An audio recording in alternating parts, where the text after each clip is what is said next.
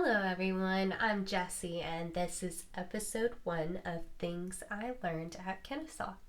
Today's episode is going to be for my mobile journalism class. The story that I pitched in class was kind of to do a quick dive / introduction into true crime and why I enjoy it so much. I'm going to tell you today about a very recent murder that happened in one of my closest friends' community of Baton Rouge. Sadie Roberts Joseph was born in Woodville, Mississippi in 1944. This makes her 75 years old when she was murdered just 10 days before this recording. Sadie was born into a family of sharecroppers and was one of 12 children. After her family moved to Baton Rouge, she studied education and speech pathology at Baton Rouge Vocational Technical School and Southern University.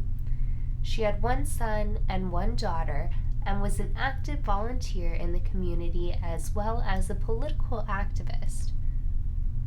Almost 20 years ago, in 2001, she founded the Baton Rouge Odell S. Williams Now and Then Museum of African American History.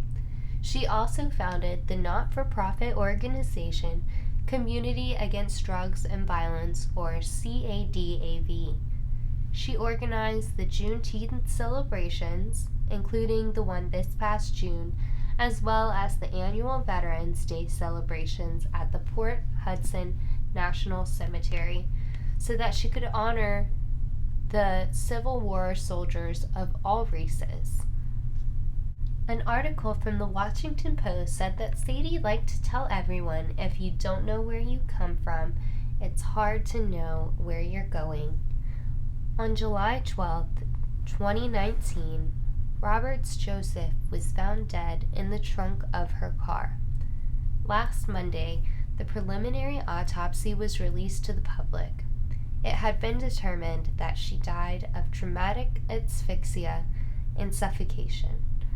According to Baton Rouge Police Sergeant Don Coppola, her car was found just 3 miles from her residence after an anonymous caller reported finding her body just after 3:45 p.m. A source of nonprofit journalism for Louisiana called the Bayou Relief said that Sadie had walked to her sister's house that day to bake cornbread because her oven was broken. This was just hours before her body was found. A suspect was arrested last Tuesday. Her own tenant, Ron Bell, has been charged with the murder. His DNA was found on Sadie's body, and he owed her somewhere around $1,200 in unpaid rent. The arrest report stated that Bell admitted to being in the area where her car had been abandoned. Bell is also a registered sex offender and spent 7 years in prison for the rape of an 18-year-old girl in 2004, and he is under indefinite supervision. Obviously, he was not supervised enough. Her daughter, Angela, wants to encourage everyone to move past their outrage, according to a CBS News article. And while I will try not to be outraged, I do want to discuss some of my issues without how this case got currently wrapped up just ever so neatly. So number 1, Sadie is a political activist who has been giving a voice and strength to the African American community throughout her adult life. She lives in the deep South United States, where there's still a large white population that's not entirely on board with successful African Americans. An article from the Atlanta Black Star, I think, stated it best by saying, quote, "Scattered among the condolences were also conspiracies about the recent deaths of several other vocal Black activists.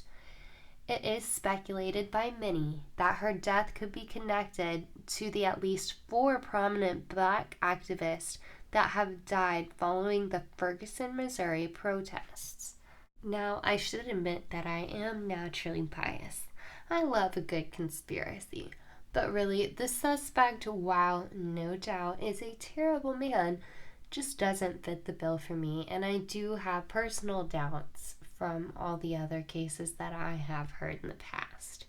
So, the man who is being charged, Ron Bell, I just want to get it out there, he's absolute trash. He did rape an 8-year-old girl when he was 23, and that is absolutely disgusting to me.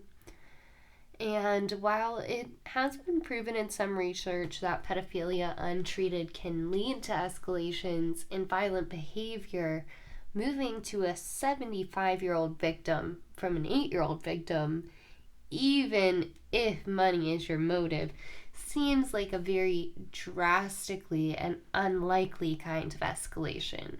But I, once again, am not a professional. Now, if he is the one who did it, I also don't understand why he would hide the car, which when I say hide, it was barely hidden. It was parked just behind an unoccupied residence on a fairly well-traveled thoroughfare or intersection.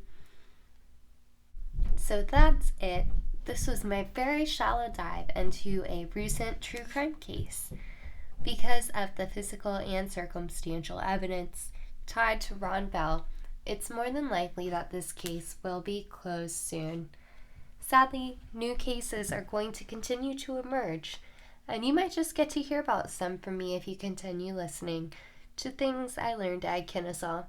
Thank you for listening, and stay alive, my friends.